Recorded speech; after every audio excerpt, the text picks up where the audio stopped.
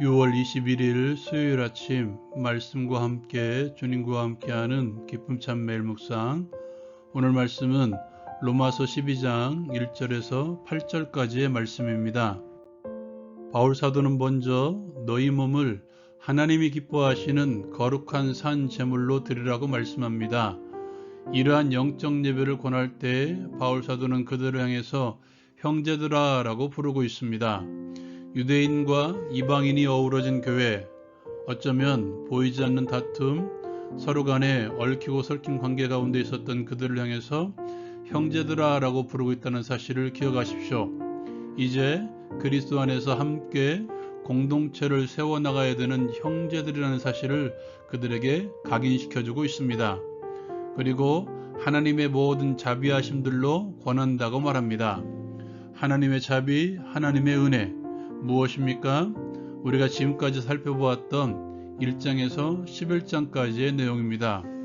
예수님을 통하여 당신의 사랑을 보여주셨던 하나님, 하나님의 주권적인 은혜로 원수였던 죄인 되었던 자들을 불쌍히 여겨주신 하나님, 그리스도 안에서 죄를 사해 주신 하나님의 자비로 권합니다.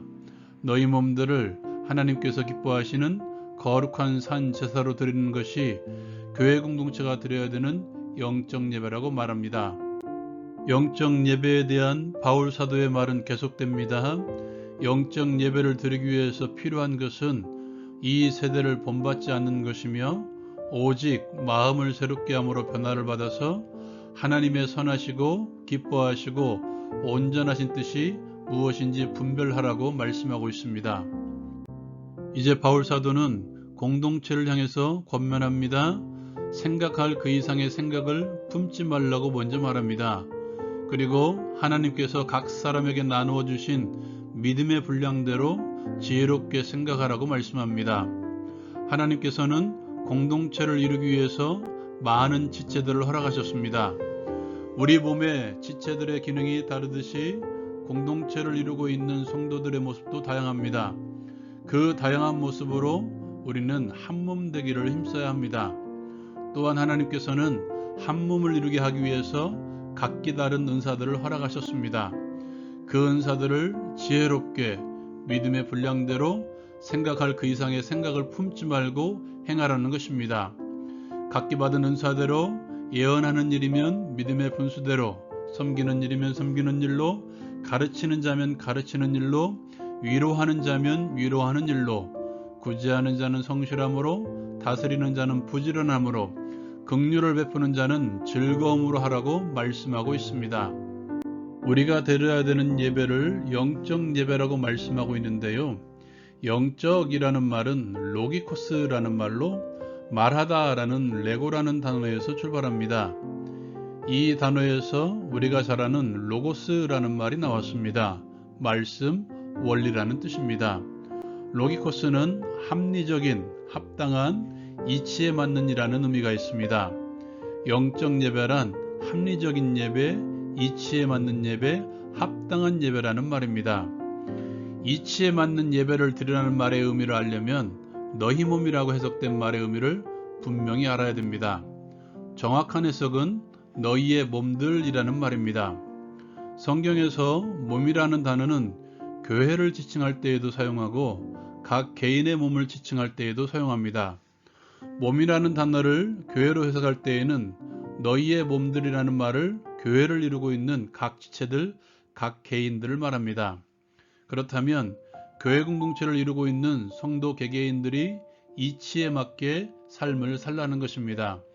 각 지체들이 제물을 드리는 제사장이 되어서 하나님께서 기뻐하시는 이치에 맞는 삶을 살라는 것입니다. 사람을 지칭할 때에는 몸들이라는 말은 우리 몸을 이루고 있는 신체의 각 부분들을 말합니다.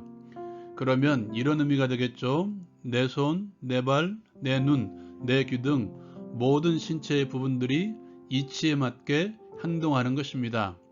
하나님께서 기뻐하시는 이치에 맞는 행동, 합당한 삶을 각 개개인별로 살 수 있어야 된다는 것입니다.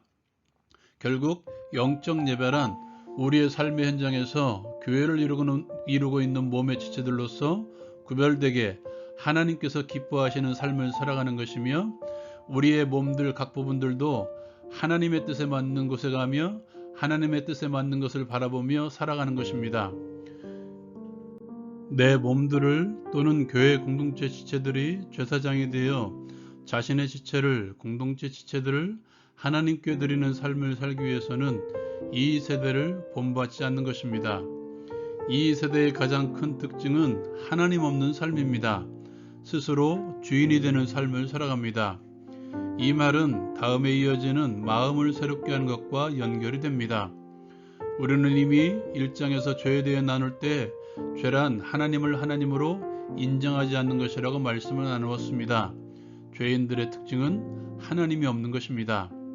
마음을 새롭게 한다는 것은 비어있는 내가 주인으로 되어 있는 마음에 하나님으로 채우는 것입니다.